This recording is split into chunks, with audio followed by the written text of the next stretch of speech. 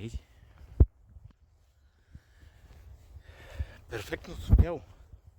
Всички го имаме. И то е такова. Никога не е било необходимо който и да заболява, да има някакви болки или каквото и да е. Това сам всеки си го прави. Но това както и да е. Въпросът е, че всеки може да се излекува сам. Напълно сам. Няма нужда от каквито и да е намеси. Всичко зависи от вас самите. Вашето тяло е перфектно. И то го може. Най-ефективните методи дори са напълно безплатни. Абсолютно безплатни.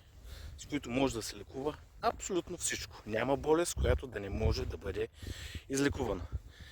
Има само хора, които не искат да се излекуват. Не искат да изменят начин на живот. Така че всичко зависи само единствено от вас.